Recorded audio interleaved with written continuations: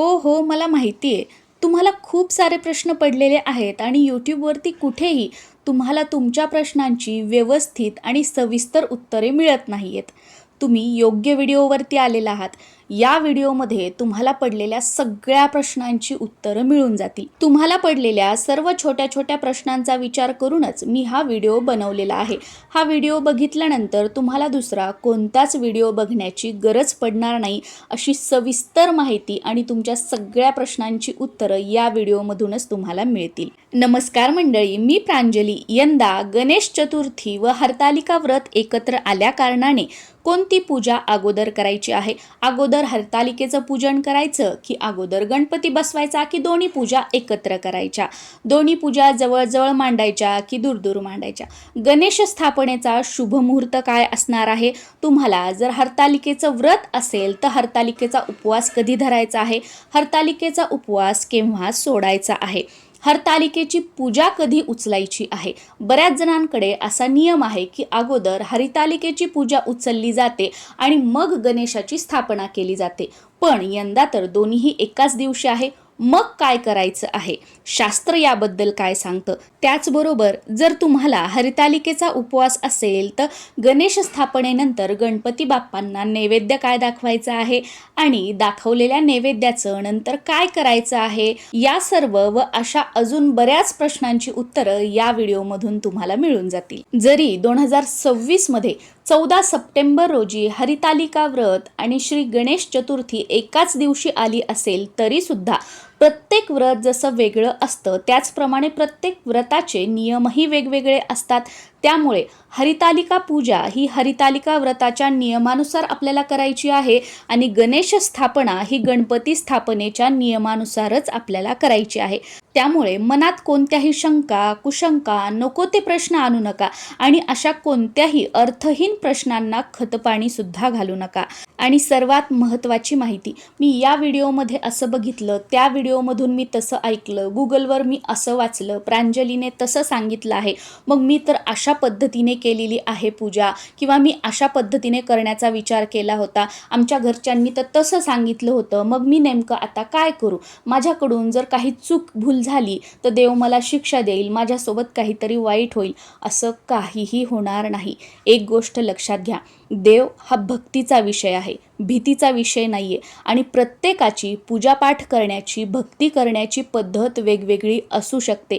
जे तुम्ही व्हिडिओमधून बघताय ते त्यांच्या पद्धतीने दाखवताय आणि तुम्ही तुमच्या घरी ज्या पद्धतीने पूजन करताय ते तुम्ही तुमच्या गावामध्ये पूर्वीपासून जी पद्धत चालत आलेली आहे त्यानुसार तुम्ही करत आहात. त्यामुळे इथे कोणीही चूक किंवा कोणीही बरोबर नाही आहे. आणि अजून एक गोष्ट लक्षात ठेवा, कोणतेही देव, कोणतेही गुरु कधीच कोणाचं वाईट करत नाहीत. आपल्यासोबत जे काही वाईट होत असतं ते आपल्या कर्मानुसार होत असतं. या उलट आपण जोही काही पूजापाठ करतो, जशीही तुम्ही तोडकी मोडकी पूजा करता, यामुळे आपले जे प्रारब्ध असतात, आपले जे भोग असतात, ज्या भोगाची तीव्रता असते, त्या भोगाची तीव्रता आज संकट, अडचणी बनून आपल्या समोर येते. तर या केलेल्या पूजापाठामुळे, आपण केलेल्या सेवा, व्रतवैकल्यांमुळे त्या भोगाची तीव्रता जी असते ती कमी होत असते. पण कधीही कोणतेच देव, कोणतेच गुरु आपलं वाईट करत नसतात. आणि मी तर या मताची आहे की मी तुम्हाला काय सांगत आहे किंवा अजून कोणत्या व्हिडिओमधून तुम्ही काय ऐकत आहात, हे फक्त एक नॉलेज म्हणून तुम्ही ग्रहण करा. आणि प्रत्यक्षात वर्षभरात येणारी ही मोठी मोठी जी सणवारं, व्रतवैकल्य आहेत ना, ती तुमच्या घराण्यातील, तुमच्या कुळातील पूर्वीपासून चालत आलेल्या ज्या रूढी परंपरा आहेत त्यानुसारच करा. कारण आपल्या घराण्याच्या रूढी परंपरा जाणून घेणं, त्या पाळणं, त्या पुढे चालू ठेवणं हे लग्नानंतर आपलं प्रथम कर्तव्य असतं. आणि जेव्हा या रूढी परंपरा पाळून आपण सगळे सणवार, व्रतवैकल्य करतो तेव्हा याचं पुण्यफळ आपल्याला मिळत असतं. आणि ते फक्त आपल्यापुरतंच मर्यादित नसतं, तर पिढ्यानपिढ्या आपले मुलं, त्यांचे मुलं, त्यांचे मुलं, त्यांना ते पुण्यफळ मिळत असतं. या उलट आपण आपल्या घराण्याच्या रूढी परंपरा सोडून द्यायच्या आणि हे सगळे सणवार यूट्यूबवरती बघून, यूट्यूबवरती ऐकून किंवा गुगलवर वाचून करायचे, तर यामुळे कुठेतरी आपल्या घराण्याला दोष लागत असतो. आणि हा दोषसुद्धा आपल्यापुरताच मर्यादित नसतो, आपल्या माघारीसुद्धा आपले मुलं, त्यांचे मुलं, त्यांचे मुलं यांना हा दोष लागत असतो. तुम्ही बघा, आपले आईवडील, काका काकू, आजी आजोबा, त्यांच्याकडे पैसा कमी होता, पण त्यांच्याकडे सुख होतं, त्यांच्याकडे मनःशांती होती, त्यांचे मुलं बाळ सगळे चांगले निघाले. आपले आईवडीलच तुम्ही बघा. आणि आजकाल आपल्याकडे मोठी घरं आहेत, मोठे मोठे बंगले आहेत, गाड्या आहेत, भरपूर पैसा आहे, तरीसुद्धा आपल्याकडे मनःशांती नाही आहे, घरामध्ये एकोपा नाही आहे, कुटुंबामध्ये सुख नाही आहे. कधीतरी तुम्ही याचा विचार केलेला आहे का? थोड्या काहीतरी समस्या आल्या की आपण ॲस्ट्रॉलॉजरकडे जातो, हे करा ते करा, यावर उपाय काय आहे? तुमची खरी चूक इथे होत आहे की तुम्ही तुमच्या घराण्याच्या रूढी परंपरा मोडत आहात, म्हणून हे सगळे त्रास तुम्हाला होत आहेत. हे कधी तुमच्या लक्षात येणार देव जाणो. म्हणून मी तरी माझ्या प्रत्येक सणावाराच्या व्हिडिओमध्ये सांगते की तुमच्या घराण्याच्या रूढी परंपरा जाणून घ्या. आता इथे सुद्धा बरेच जण विचारतात की आम्ही कशा जाणून घ्यायच्या? तर तुमच्या घरातील जी मोठी मंडळी आहेत त्यांना विचारा. अशी 2 व्रतं एकत्र आली तर आपल्याकडे काय केलं जातं? मग ते जे तुम्हाला सांगतील की पूर्वी असं एकदा झालं होतं तर आपण असं केलं होतं, मग त्यानुसारच तुम्ही हे व्रत वैकल्य करा. बाकी दुनिया जे सांगत असेल ते सांगत असेल, पण तुमच्या घराण्यामध्ये काय नियम आहे 2 व्रतं एकत्र आल्यानंतर करण्याचा, त्यानुसारच तुम्ही व्रत वैकल्य करा.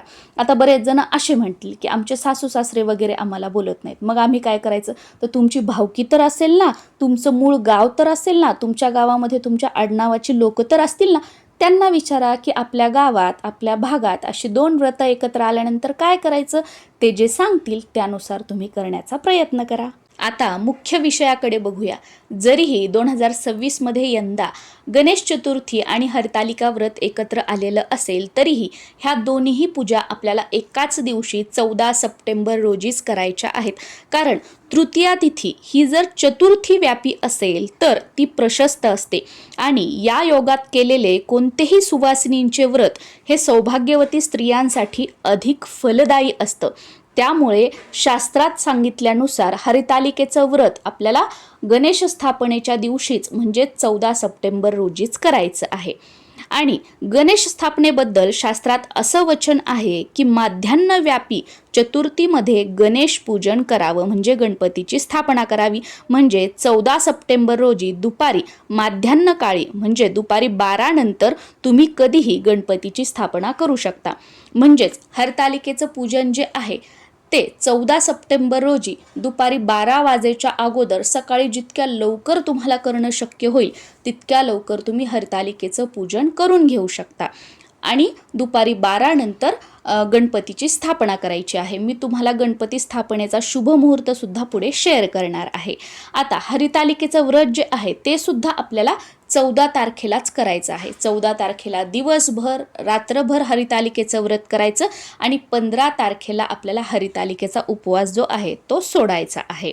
आणि हरितालिकेची पूजा सुद्धा 14 तारखेला दिवसभर रात्रभर तशीच ठेवायची आहे आणि 15 तारखेला सकाळी स्नान वगैरे झाल्यानंतर जेव्हा आपण देवपूजा वगैरे करतो तेव्हा तुम्हाला पूजा उचलून घ्यायची आहे. आणि जर तुमच्याकडे 1.5 दिवसाचा गणपती बसवला जात असेल तर 1.5 दिवसाच्या गणपतीचं विसर्जन जेव्हा तुम्ही कराल त्यावेळेला तुम्ही हरतालिका पूजा उचलली तरीसुद्धा चालू शकतं. आता बऱ्याच जणांकडे असा नियम आहे की अगोदर हरितालिकेची पूजा उचलली जाते आणि त्यानंतरच गणपतीची स्थापना केली जाते. पण बघा, ही दोन्ही सण एकत्र आलेली आहेत आणि हे शुभ आहे. जर हरितालिका आदल्या दिवशी आलेली असेल तर आपण गणेश चतुर्थीच्या दिवशी हरितालिकेची पूजा उचलतो आणि त्यानंतर गणपतीची स्थापना करतो. पण हे 2 शुभ योग एकत्र आल्यामुळे हरितालिकेची पूजा तशीच ठेवायची आहे आणि हरितालिका पूजेच्या बाजूला किंवा तुमच्या घरामध्ये जिथे कुठे तुम्ही गणपतीची स्थापना दरवर्षी करत असता तिथे तुम्हाला गणेश स्थापना करायची आहे. असं काहीही नाही की या दोन्ही पूजा जवळजवळ मांडू नये किंवा या दोन्हीही पूजा जवळजवळच मांडाव्यात, असं काहीही नाही. असे कोणतेही प्रश्न डोक्यामध्ये आणू नका. आता गणेश पूजनेचा शुभ मुहूर्त मी तुमच्यासोबत शेअर करते. वैदिक पंचांगानुसार यंदा 2026मध्ये 14 सप्टेंबर रोजी सकाळी 7:06 चतुर्थी तिथी सुरू होईल आणि 15 सप्टेंबर रोजी सकाळी 7:44 ती संपणार आहे. यामुळे गणेश चतुर्थी जी आहे ती आपल्याला 14 सप्टेंबर रोजी साजरी करायची आहे आणि चतुर्थीचा चंद्रोदय जो आहे तो उदय तिथीनुसार 14 सप्टेंबर रोजीच होणार आहे. यंदा गणेश स्थापनेसाठी जवळपास 2 तास 28 मिनिटांचा शुभ मुहूर्त आहे. गणेश स्थापनेचा शुभ मुहूर्त 14 तारखेला सकाळी 11:02 तो दुपारी 1:31 पर्यंत आहे. पण बघा, आता ही वेळ शुभ दिलेली आहे म्हणजे यानंतर तुम्ही गणेश स्थापना करू शकत नाही का? असं अजिबात नाहीये. दिवसभरात तुमच्या वेळेनुसार कधीही तुम्ही गणपतीची स्थापना करू शकता, कारण असे 2 ते 3 शुभयोग एकत्र आलेले आहेत. तर हा दिवस अशुभ कसा असेल? या गणेश चतुर्थीच्या दिवशी शुभयोगांची जणू रांग लागलेली आहे. या दिवशी 3 शुभयोग अजून तयार होत आहेत. ते म्हणजे रवियोग, ब्रह्मयोग आणि इंद्रयोग. ब्रह्मयोग सकाळपासून ते दुपारी 12:47 असेल. त्यानंतर इंद्रयोग तयार होईल आणि त्यानंतर रवियोग दुपारी 1:55 दुसऱ्या दिवशी 15 सप्टेंबर रोजी 6:06 असेल. त्यामुळेच मी तुम्हाला म्हटलेलं आहे की तुमच्या वेळेनुसार दिवसभरात कधीही तुम्ही गणपतीची स्थापना करू शकता. आणि तुम्हाला हे तर माहीतच असेल की गणेश चतुर्थीच्या दिवशी आपण चंद्राचं दर्शन घेत नाही. तर यंदा गणेश चतुर्थीच्या दिवशी तब्बल 10 तास 58 मिनिटे आपल्याला चंद्राकडे पाहणे वर्ज्य असणार आहे. या दिवशी चंद्र उदय सकाळी 9:06 होणार आहे आणि चंद्रास्त रात्री 8:04 होणार आहे. त्यामुळे या संपूर्ण वेळेत आपल्याला चंद्राकडे पाहणं टाळायचं आहे, कारण या दिवशी जर आपण चंद्राचं दर्शन घेतलं तर वर्षभर आपल्यावर खोटे आरोप होऊ शकतात.